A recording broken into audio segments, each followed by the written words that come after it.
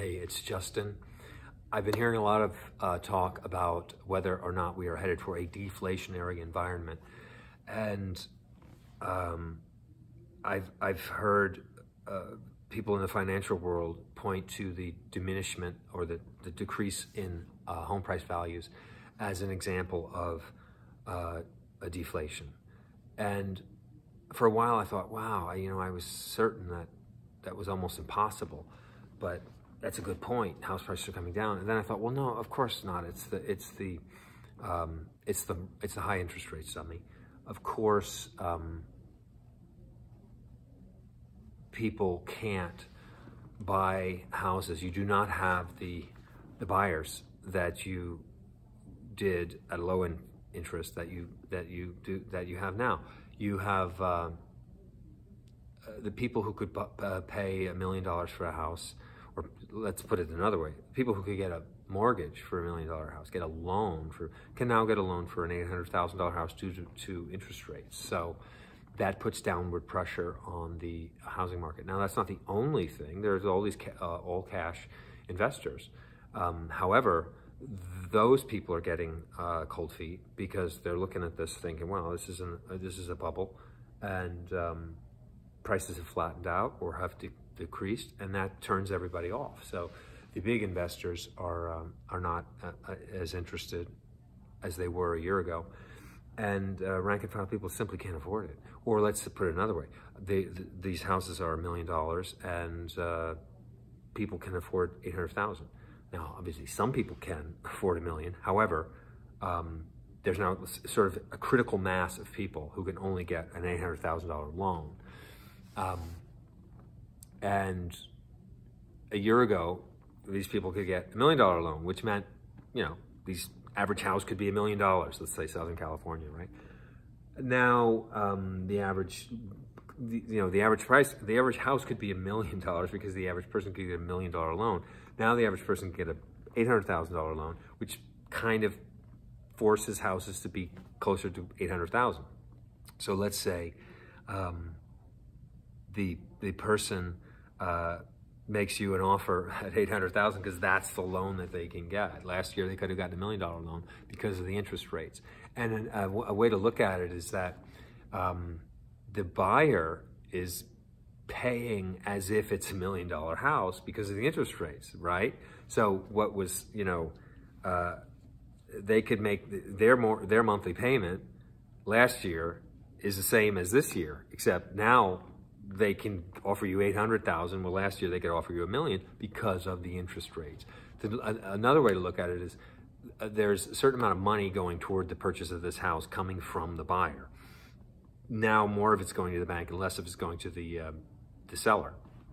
It's that simple. They're just dividing up the value of the house, and a little more is going to the bank and a little less going to the seller. And at the same time, the currency is inflating. And so if you're a seller, I would remind you that not only is your house going down in value, most likely, most markets are going down, but the currency is inflating at the same time. So last year you could have sold that house for $1 million, and each one of those dollars would have been worth a little bit more. Now you can only sell that house for $800,000, and each one of those $800,000 is worth a little bit less. So you get a double whammy as far as the value that you're getting out of that sale.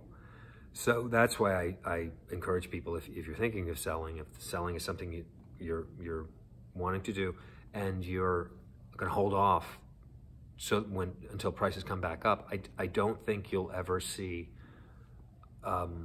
home prices this valuable again.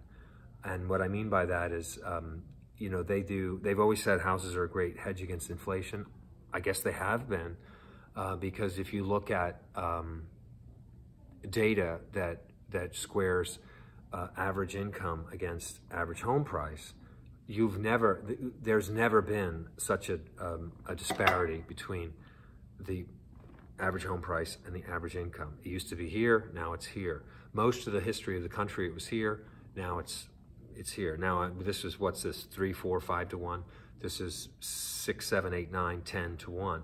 In San Francisco in 2022, it was well above 10 to 1. The average person couldn't possibly buy a house in San Francisco. And even now, I think it's still above 10 to 1, even though it's come down a lot in San Fran. But, I mean, because of these things, housing is still it's still more valuable than it was at the peak of the last housing bubble in 05, 06. And so if you want to sell and you want to get that money out and put it into something like gold or silver, I'm not a financial advisor, but everyone's talking about gold and silver right now. But you are probably never going to see these home prices again, I believe, because I do think we are headed toward a different kind of economy, and and home prices will suffer.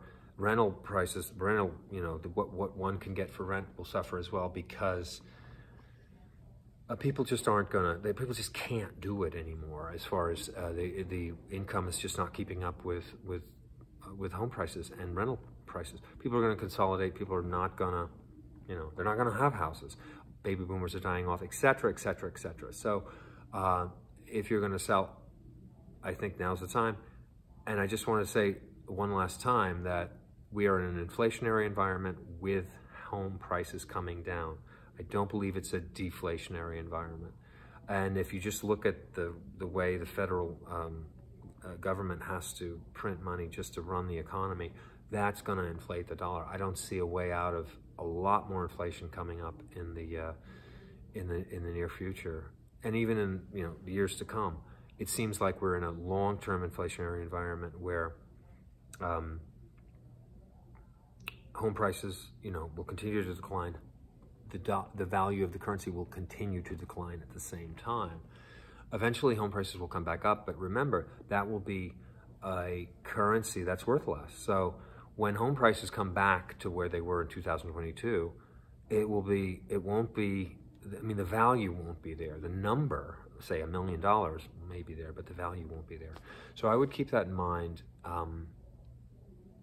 when you're thinking about selling. Okay, this has been Justin, your Renegade Realtor. Thanks for watching, and I'd love to hear your comments. If you think I'm dead wrong, please tell me. I'd love to have a discussion about these things with you. All right, have a great day. Bye-bye.